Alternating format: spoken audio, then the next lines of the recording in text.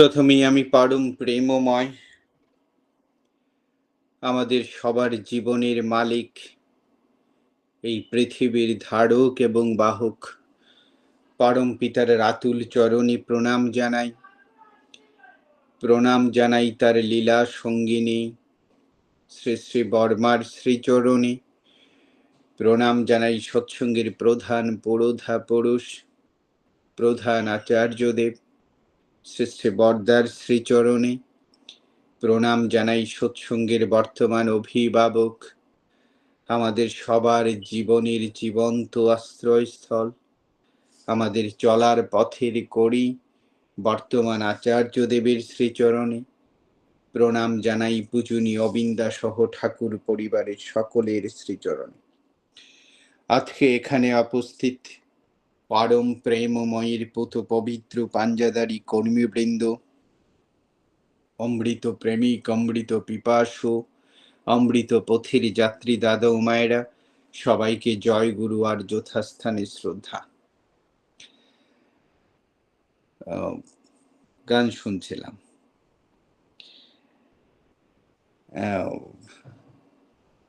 খুব নির্ভেজাল একটি সময় আমার, যেহেতু এখন আমি বাসায়, এই দিনটা সারা থাকাই হয় না। আমি ভাবতেছিলাম, কিছু কথা শুনেছি, সব পুরাটা সময় জয়েন করি নাই। সৎসঙ্গ, অনেক মানুষের সাথে কথা, অনেক মানুষের সাথে পরিচয়, সবকিছু মিলিয়ে একটা সামারাইজ করি। আসলে পরম পিতাকে ধরেছি কেন, সেটা প্রতিটা মানুষের নিজের মতো করে ব্যাখ্যা আছে, কিন্তু আলটিমেটলি আসলে পরম পিতাকে ধরার পরে আসলে আমরা আসলে কি চাই? একদমই চাওয়া নাই পরম পিতার কাছে আমি চলে গেছি যে আমার কিছুই চাওয়া নাই, এটা ডাহা মিথ্যা।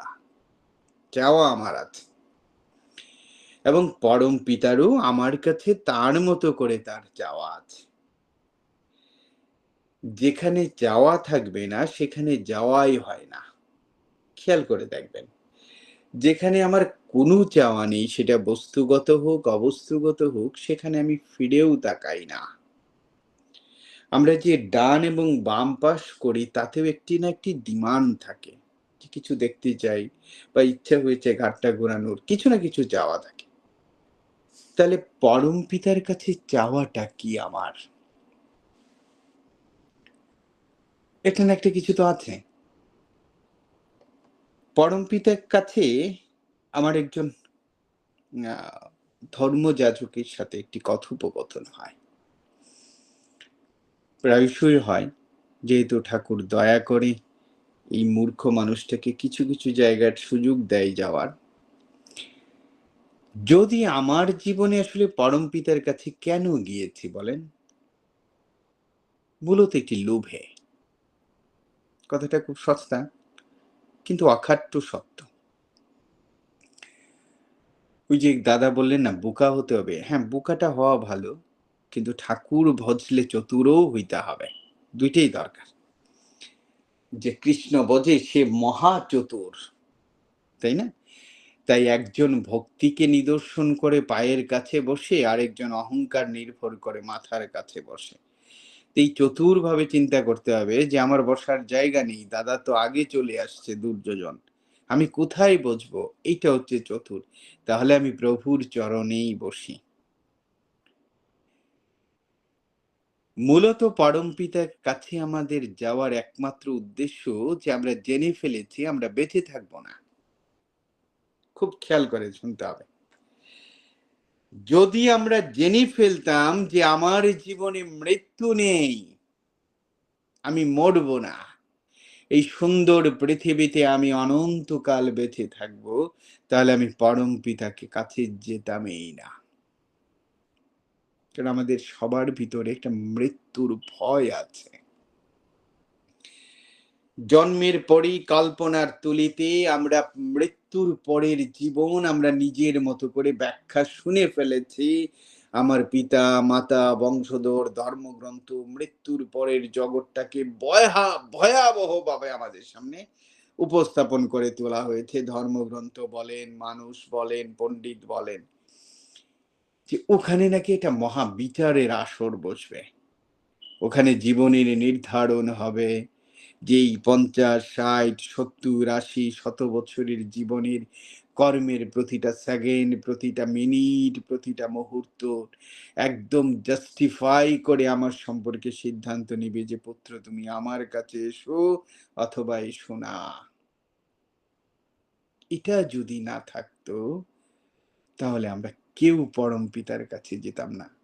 আমরা পরজীবনের প্রতি লোভে, এটা লোভ আছে। যে কি হবে আমি জানি না। এবং সেই যে অজানা জিনিস তো, তাই নিজেকে মাঝে, মাঝে একটু গুটাই। ক্লান্ত লাগে তারপরেও পরম পিতার কাছে গিয়ে নিজেকে প্রার্থনাতে রত করি। মাঝে, মাঝে প্রার্থনায় বসি কিন্তু মনটি পড়ে থাকে অন্যায়। দেহটাকে নিয়ে যাই। তারপরেও করি তার কারণ কেন? যে পরপারে যেন আমি তার দেখা পাই। তাই তো? তাই দেখবেন হাজারো গান। সেই গানগুলিও আমাদেরকে তৈরি করা হয়েছে এরকম যে, সাথে তো রাত যাবে না, রাধা ছাড়া অন্য কোনো নাম। কত সুন্দর কথা! যে আমার সাথে কিচ্ছু যাবে না। কে যাবে? আমার সেই নাম যাবে, আমার প্রভুর দেওয়া রাধে নাম। আমার প্রভুর দেওয়া অন্তর্নিহিত সেই মহানাম ছাড়া আমার সাথে কিচ্ছু যাবে না। এটা আমরা বুঝে যাচ্ছি। আর বুঝে যাচ্ছি বিদায় এই যে আমাদের পরম পিতার কাছে যাওয়া, সৎসঙ্গে মিলিত হওয়া, কিছুটা সময় প্রভুর প্রেমে আচ্ছন্ন থেকে প্রভুর কাছে আকুতি জানানি যে, "তুমি থেকো আমার জীবনে মরণে।" তাই না? এর চেয়ে বাইরে তো আর কিছু নাই আমাদের। এবং এই সত্যটাকে যে যত বেশি ধারণ করতে পারবে, ভয়ে করুক আর যেভাবেই করুক না কেন, এই সত্যটাকে যে যত তাড়াতাড়ি অনুধাবন করতে পারবে যে তুমি ছাড়া আমার জীবনে আর কেউ আপন নেই, কেউ নেই। ওই যে ঠাকুর বলছে ভালোবেসে যাও। কথাগুলি খুব অসাধারণ কিন্তু আলোচনা প্রসঙ্গে ১৭ নম্বর খণ্ডে বলছে ভালোবাসো, ভালোবেসে যাও। বলছে দিয়ে যাও, দিয়ে ফতুর হয়ে যাও। আমার তো তাকে দেওয়ার আর কিচ্ছু নেই। তাই না? আমার একটা কনফারেন্স ছিল। কনফারেন্সে এই হয়েছিল যে কেন আমরা বিলিভ করব গডে, কেন করব না? সেরকম একটা এখানে হয়। আমেরিকা, কানাডা এরকম জায়গায় কিছু হয় কনফারেন্সে। একটা বটম লাইন হচ্ছে যে আমার সবকিছু তাকে দিয়ে দিতে হবে। রাখলে হবে না। যে কিছু আমি, কিছু তুমি তাতে ভগবান মিলে না। একদমই না। মনে রাখতে হবে আপনাদের। যে কিছু আমি দিলাম আর কিছু আমার করে রাখলাম না, আমার যা কিছু সব তোমাকে দিলাম। আমার যা কিছু আমি সব তোমাকে দিলাম। একটা দিন দেওয়াটা কেমন হতে হবে? একদিন পরম প্রেমময় বললেন যে, "বড় খোকা, তোকে গেঞ্জিতে খুব ভালো লাগে বড় খোকা।" সারা জীবন প্রধান আচার্যদেব জামা পরা ছেড়ে দিলেন। যে ঠাকুর বলেছে আমাকে ভালো লাগে, আমাকে সুন্দর লাগে। আহ! বলেন তো আমার বাবা যদি বলে যে, "এই ড্রেসটা বিজন তোকে ভালো লাগতো।" ভালো লাগে। আমি অন্য ড্রেস পরবো না? ভক্তি কাকে বলে বুঝেন? যে আমার প্রভুর ভালো লাগে এর বাইরে আমি আর কিছু আমার জীবনে পড়তে পারবো না।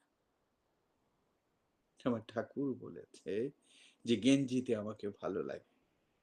সারাটা জীবন কাটিয়ে দিয়ে পুরীতে ঘুমিয়ে গেলেন আমার প্রধান আচার্যদেব।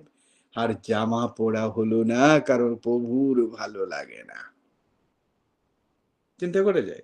ভক্তি কাকে বলে? আমার জীবনে ডেডিকেশন বলেন আমি কোথায়? আমি এরকম করব?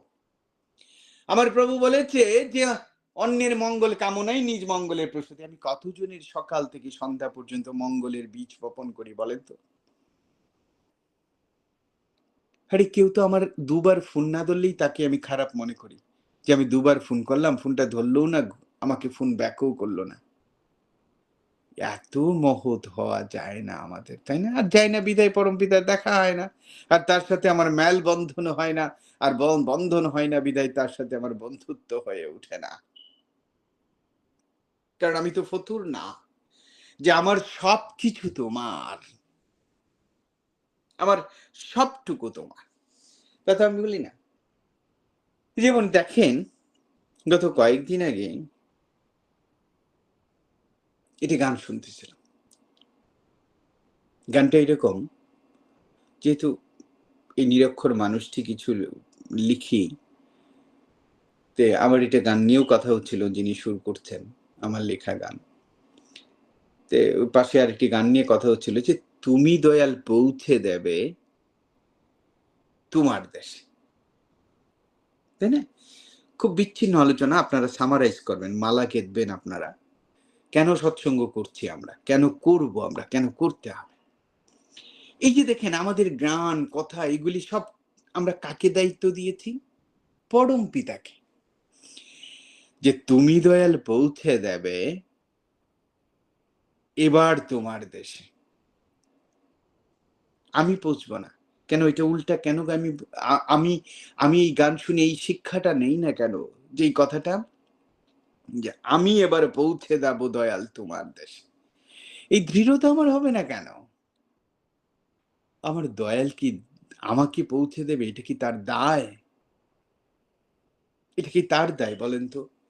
যে আমার পরম পিতা আমাকে হাত ধরে তার দেশে পৌঁছে দিবেন, আমার কিচ্ছু করতে হবে না।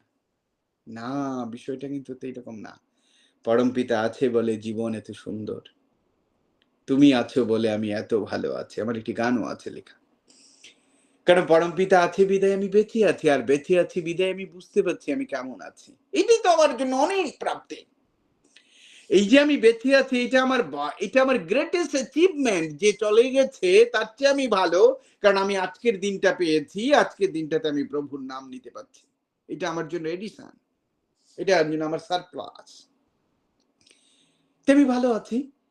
আর এই ভালো আছি কেন আমি বুঝতে পারছি। কি বুঝতে পারছি? বুঝাটা আমার উচিত যে আমার আজকের দিনটা চলে গেল জীবন থেকে।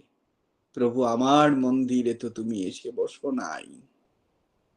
অনুশোচনা করতে হবে।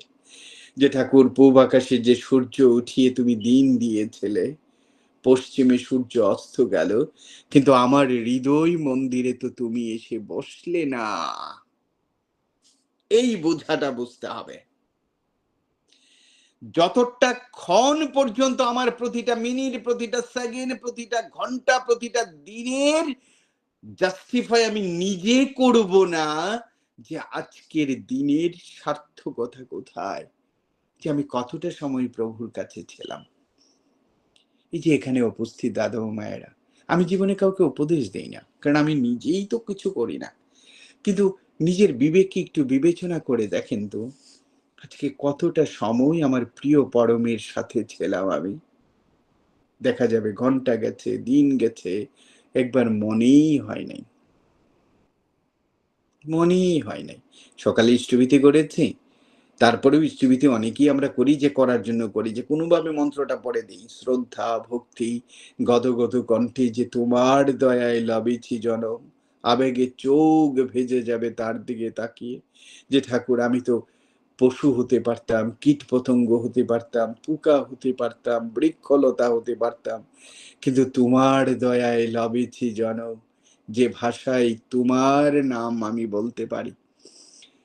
তাই তোমারই অর্ঘ্য আমি দিচ্ছি, তুমি গ্রহণ করো। আবেগে আপনার হৃদয় কেঁদে যাওয়ার কথা, যে প্রভু এই কৃতজ্ঞতা জানিয়ে আমি দিন শুরু করতে চাই। তা তো করি না, মোটেও করি না। যদি করতাম তাহলে যুগে যুগে তো আমার প্রভুকে কষ্ট করে আসতেই হতো না, যে আমি পার হয়ে যেতাম।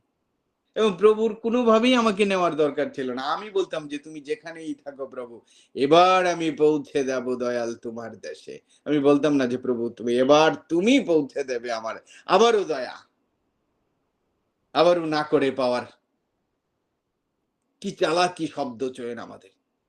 তা তো না? তো সুতরাং আমি পৌঁছবো। এই গানটা দিয়ে শিক্ষা দিয়েছে, দয়াল তুমি আমায়, আমি করব তুমি পৌঁছে দেবা। অর্থ বুঝতে হবে। এটার উপর নির্ভর করবে না যে ঠাকুর বলে দিয়েছে ঠাকুর পৌঁছে দেবে, না, যে ঠাকুর আমি করব, কিন্তু তুমি ঠিক জায়গায় আমাকে জায়গা দিয়ে দেবে। গানটা এই জন্য লেখা হয়েছে। এরপরে বলছে, আরেকটা গান নিয়ে কথা বলছি, তারপরে মূল অন্য আলোচনায় যাচ্ছি। যেমন আজকে ইনফ্যাক্ট সকালে একজনের সাথে কথা হচ্ছে যে কোন বিষয় নিয়ে কথা হচ্ছিল, উনি বলতেছে ঠাকুর আছে ভয় নাই। ওই যে একটা গান আছে না যে, তুমি যখন আছো সাথে শঙ্কা এলে ভয় কি তাতে, ঠাকুর আছে আমার সাথে। এইটা আমরা খুব দৃঢ়ভাবে বলি, কিন্তু আমি কি আছি ঠাকুরের সাথে? উল্টাই কথাগুলিকে রিভার্স করি। প্রেম তো এক পক্ষ থেকে হয় না যে আমি সারাদিন ওর দিকে তাকিয়ে থাকবো, সে আমার দিকে ফিরেও তাকাবে না, আর আমি ভাববো যে সে আমাকে খুব ভালোবাসে না। এটা তো গিভ এন্ড টেক এর ব্যাপার।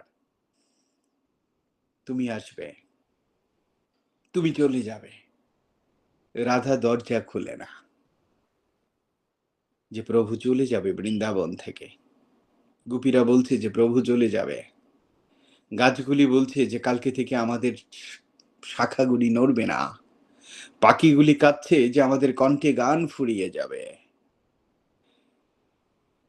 গাছগুলি মরে যাচ্ছে যে আমাদের গাছে প্রভুর চরণ পড়বে না, প্রভুর চরণের ছোঁয়া পাবো না, আমরা বেঁচে থেকে করবো কি? গোপীরা রাস্তায় শুয়ে গেছে যে তোমার রথ যদি যায় তাহলে আমাদের বুকের উপর দিয়ে চালাও। রাধে দরজা বন্ধ করেছে যে তুমি কালা চলে যাবে। প্রেম তো দুই পক্ষ থেকে হতে হবে। যখন রাস্তা ছাড়ে না তখন ভগবান বলল যে একমাত্র রাধেকে খুঁজতে হবে, রাধের অনুমতি নাও, তাহলে যদি আমি যেতে পারি। রাধে দরজাই খুলে না, প্রভু গেলেন, গিয়ে বললেন যে রাধে আমি আজ যাব কাল আসবো। কথাও আছে যে কাল বলে কালা আসবে বলে চলে গেল, সে আর এলো না। দেখেন প্রভুকে পেতে হলে কত কষ্ট করতে হয়। একদিন দুদিন, কালা তো ফিরে না। রাধে তার বিরহে দেহ মন সব পুড়ে যাচ্ছে। গাছের নিচে বসে কাঁদে, কলা গাছের নিচে বসে বলে তুমি আসবে বলে এলে না। কাঁচা কলাগুলি ঝরে পড়ছে তার চোখের জলের বিরহে, তুমি এলে না। প্রেম দুই পক্ষে থাকতে হবে। 100 বছর কাল বলবে বলে 100 বছর পরে একটি পাখি গিয়ে জানালো, একটি পাখিকে বলল যে তুমি কালাকে বলে দাও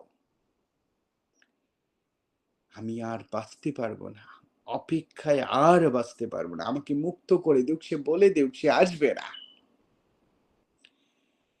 পাখিটা তার পালক ছেড়ে রক্ত দিয়ে প্রভুকে বললেন যে প্রভু তোমার রাধে মারা যাচ্ছে, তুমি বলে যাও সে মুক্তি চায় জীবন থেকে, যে তুমি যাবে না। 100 বছর পরে প্রভু রাধের কাছে এসে বলল, রাধে তার দিকে তাকিয়ে বলল তুমি এলে, বলল আমি যে কথা দিলাম। রাধাকে 100 বছর অপেক্ষা করতে হলো কালাকে পাওয়ার জন্য। 100 ইয়ার্স, কত তিতিক্ষা। আর তুমি দয়াল পৌঁছে দিবে তোমার দেশে, না বলে আমি যোগ্য হব এবার তুমি পৌঁছে দেবে। এইভাবে ভাবি, তুমি যখন আছো সাথে, তিনি আমার সাথে আছেন নিশ্চয়ই, আমি কি তার সাথে আছি? প্রভু জগন্নাথ দেব তো তার উদাহরণ। প্রভু তো তার হাত আমাকে দিয়ে দিয়েছে, তার পা আমাকে দিয়েছে, আমি যদি হাঁটি হাঁটি পা পা করে প্রভুর কাছে না যাই, প্রভু তো আমার কাছে আসে না। আমি যদি হাত বাড়িয়ে প্রভুকে আলিঙ্গন না করি, প্রভু তো করতে পারে না, কারণ প্রভুর হাত তো আমার। তাই সৎসঙ্গের অর্থ হচ্ছে, এসব আয়োজন এত যাজনের অর্থ হচ্ছে প্রভুর কাছে থাকা। এই জীবনে এই দুর্লভ মানব শব্দ, এই শব্দগুলিকে ব্যাকরণগতভাবে যতটাই তীব্রভাবে উচ্চারণ করি না কেন, তার তাৎপর্য তখনই মূল্যায়িত হবে যদি আমি তার হয়ে উঠতে পারি। তোমার রঙে রঙিন হব। ওই যে ওই বিখ্যাত গানের মতো। যে কথাই তোমার কথা নাই সেটা আমি বলি না। যে ভালোবাসায় তোমার ভালোবাসা নাই সে ভালোবাসা আমি চাই না। যে সুরে তোমার সুর বাজে না সেটা আমি শুনিই না। এরকম যদি হওয়া যায় তাহলে বুঝা আছে যে জীবনে প্রভু নিতে হবে। ঠাকুরের কাছে আমার খুব কাছের মানুষ, পরিবারের মানুষ বসে আছে। আমি অনেকবার জেঠুকে প্রশ্ন করেছি। যেহেতু তারা ঠাকুরকে দেখা মানুষ। দিনের পর দিন জেঠুর সাথে তখন ধৃতি বিদায়নার একটি কথা ঠাকুর বলেছিলেন যে ঠাকুর নাকি তখন তো খুব মানুষ কম হতো। মানুষরা খুব কাছে ঠাকুরের সাথে কথা বলতে পারতেন। ঠাকুরকে বলছিল যে ঠাকুর আসলে আমরা মানুষ হিসেবে চলবো কার সাথে? ঠাকুরের কাছে তো সবাই আপন। জেঠু তখন বলছিলেন যে ঠাকুরের কথা থেকে ধৃতি বিদায়নার ওই বাণীটার কথা সবসময় তোমাদেরকে মনে রাখতে হবে। যে বন্ধুত্ব করো তুমি তার সাথে যারা সর্বোত্তভাবে তোমাকে ভালোবাসে। এই ২ টা শব্দই আজকে আলোচনার মুখ্য যে আমার উদ্দেশ্যটা কি? আপনি বিবেচনা করেন যে একটি মানুষ জীবনে বের করেন না যে যার সবকিছু দিয়ে আপনাকে ভালোবাসে। আপনি করে দেখেন। এই জগতে যদি একজন বেঁচে থাকা মানুষ আপনি বের করতে পারেন তার সবটুকু দিয়ে আপনাকে ভালোবাসে, আমার নিশ্চিত করে আমার এই জীবনের প্রতিটা পরত মূল্যায়ন করে আমি দেখেছি একজন কেউ পাবেন না। একজনকে কাছাকাছি পাবেন সে হচ্ছে মা। তাহলে আপনাকে সর্বোচ্চভাবে ভালোবাসে কে? সে হচ্ছে প্রভু। তাই না?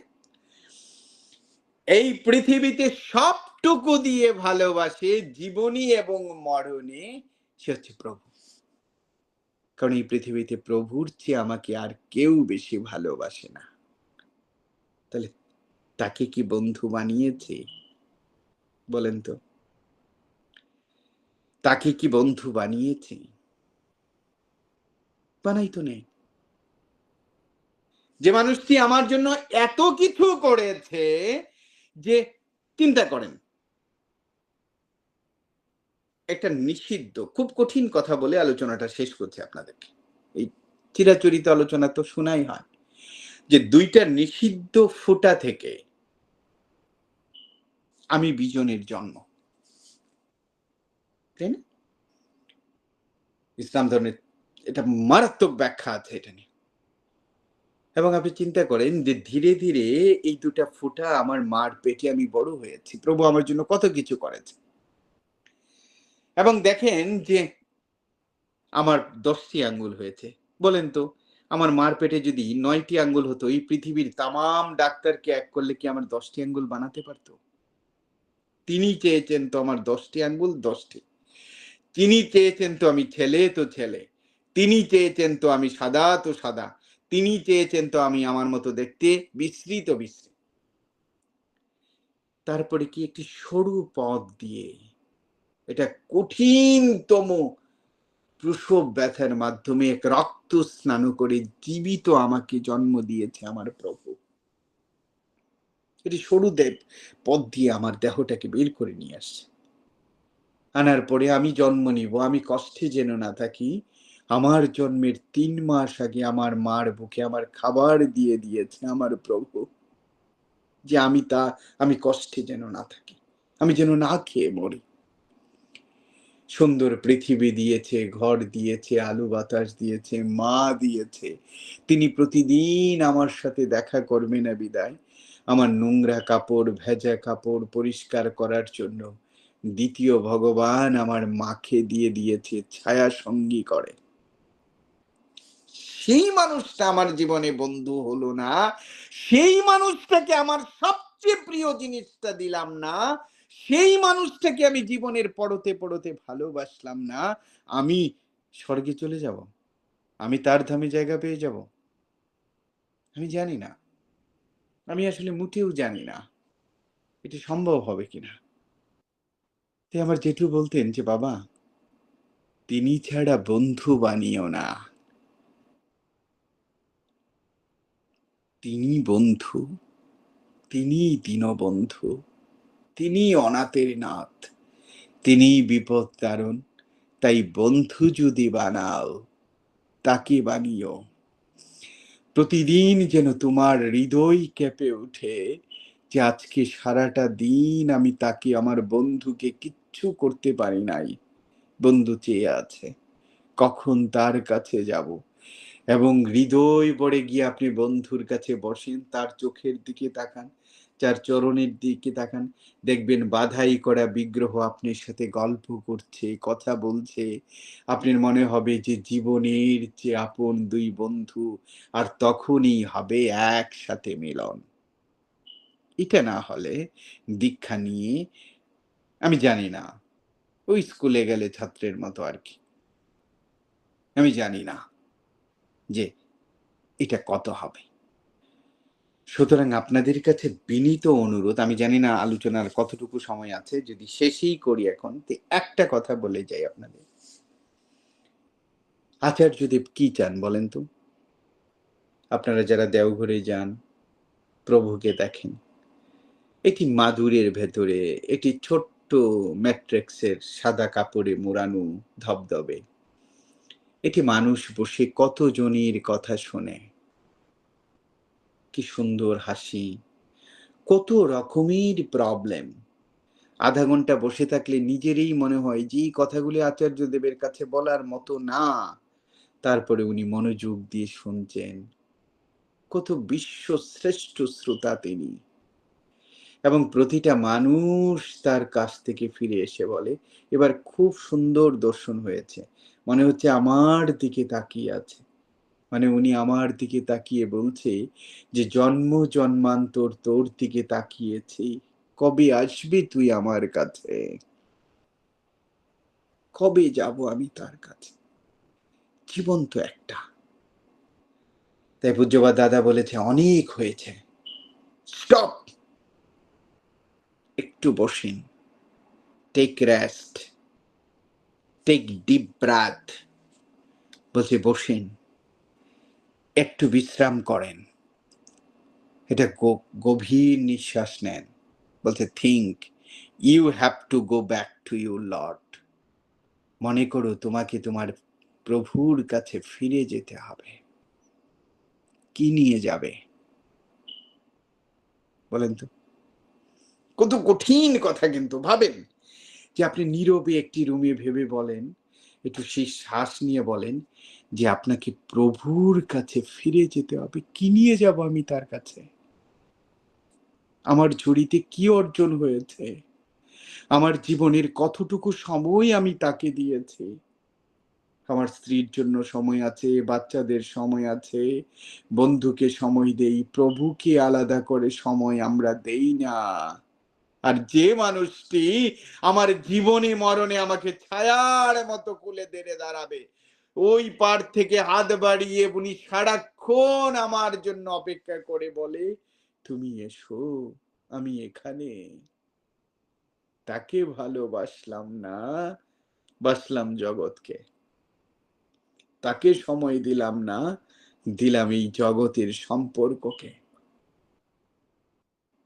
একটি জীবন, একটি জীবনের মূল্যায়ন ৮৪ চক্রের শ্রেষ্ঠতম জীবন। এই জীবনে বলেন এবার সবাই মিলে উচ্চারণ করি, "এবার জনমে প্রভু গো, তুমি হবে আমারও সাথী। আমি জনমে জনমে এসেছি তোমাকে চেয়ে দেখেছি, কিন্তু সাথী বানাতে পারি নাই। এবার জনমে প্রভু গো, তুমি হবে আমারও সাথী।" আপনারা ভালো থাকবেন। আমারও প্রার্থনার সময় হয়ে যাচ্ছে, সন্ধ্যা প্রার্থনা। আমি পরম পিতার কাছে প্রার্থনা করি যে জীবনের মৃত্যু, জীবনের ঝড় যেখানেই আসুক, সবসময় তুমি যেন আমার পাশে থেকো। আমি যেন আমাকে তোমার রূপে, তোমার গন্ধে, তোমার রঙে, তোমার ধারায় রূপান্তরিত করে তোমার চরণের অর্ঘ্য করে দিতে পারি। জয় গুরু সবাইকে।